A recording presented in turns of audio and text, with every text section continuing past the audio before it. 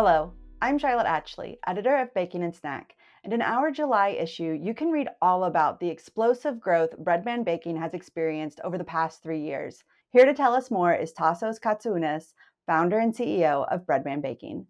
Thanks for joining me today, Tasos. It's my pleasure, Charlotte. Thanks for having me. So by September, Breadman Baking is on track to 10x its monthly revenue. What do you attribute that success to? Yeah, that's a great question. As you can imagine, it's taken a lot of hard work to do that, but it really comes down to just staying to the core of who we are. Since the very beginning, we have been an artisan bakery baking exceptional products with clean ingredients, and we continue to do that. And over the past year, since moving into our new facility back in late 21 and early 22, we've invested heavily in refining our operations, proper equipment, developing our team, and more importantly, listening to our customers. We've continued to build very strong and trust based relationships that have grown over time, specifically in our food service segment and our retail partners, now where we do a lot of concentration in store deli and in store bakery. And we're not just delivering a great product, but it's the overall customer experience and the reliability as well. I think it's also a contribution, our focus on strategic partnerships. We've expanded our distribution reach. Now we're a supplier to Dot Foods, which has helped us tremendously get to areas of the country that we couldn't get to before, and really help assist and service our customers that have wanted and needed us in those unattainable markets or unreachable markets, if you will, until we could establish that relationship with Dot. And now they're seeing, quality and consistency across their supply chain.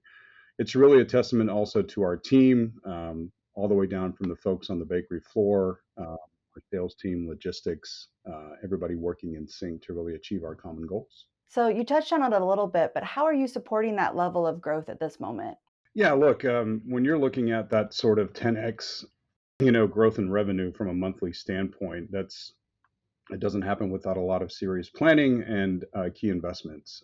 We've scaled our production since moving into this space. We've added capacity, through targeted equipment upgrades and facility improvements. We've got more of that coming in 2026 and 2027. We'll be at IBIE, in September, obviously hunting for equipment that we know that we need to ultimately just become a more efficient bakery and increase capacities and capabilities. But we're also making sure that, we're not overstepping our boundaries by taking on too much business that we can't handle. We don't like stepping off in relationships on the wrong foot. So on the people side, we've brought in a lot of key leadership. From an operations standpoint, we've grown our sales team and brought in our key sales manager, Adam Hitchman, has been a great addition to the team and has really helped me properly organize our sales organization as well as scaling sales. And, they come from bakery backgrounds in the food business and they understand, the business, the craft, what it takes to do this every day. We're in the process of, scaling our training programs and offering, not just safety programs to get you off the ground and into running into production, but also learning the business. Something we want to invest in the future is key investments in people going off and sending them away to school so they can learn the proper methods of sourdough baking or artisan baking.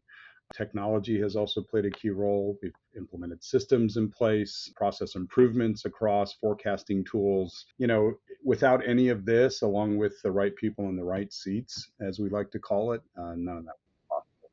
Now, you and I got to talk at IDDBA earlier this year, and you have launched a new product line. Could you tell our audience a little bit about that product line?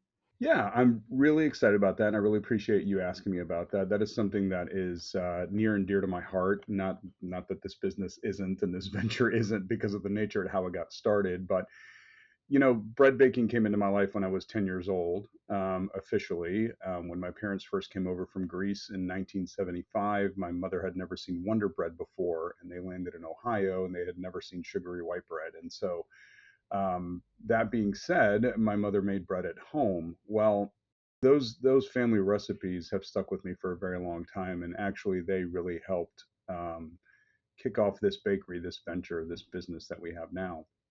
With that being said, retail is something that we haven't done a lot of over time. And it's a segment that we really want to get into and really share my family's love for really good artisan bread with the masses.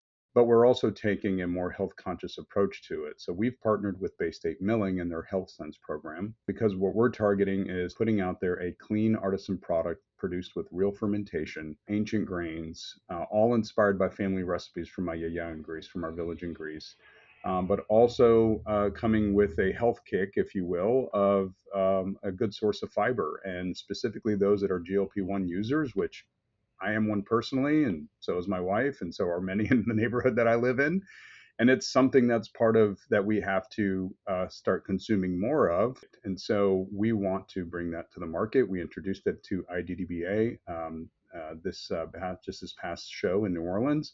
It got a great response, and so we're really excited to continue to put it in front of some key strategic retail partners that we have relationships with, and hopefully grow that across the country. And again, that's these are original recipes from my yaya that we have taken, and super excited about. There's three of them specifically. One of them called Tasos sourdough, and not because I wanted to do that, but my team thought that it was very fitting, which is a country-based dough with a little touch of wheat and a little touch of rye with real fermentation, a great flavor note to it, a little nuttiness. And obviously a good source of fiber with 3 grams of fiber per serving. The second one is Yaya's Greek Village, which is exactly the type of bread my grandmother used to make in the village of Greece, which is the same base dough, but it's coated in sesame seeds. And that's a very standard village style Greek bread, if you will. And then the third one was my papu's favorite, and it's just an ancient grain bread. So we've taken the same base dough and we've added ancient grains to it along with the fiber source. So super excited about it. Ready to see it hit the shelves, hopefully, early next year or even later this year. But it's something that we're all very passionate about. We put a lot of time and effort behind it.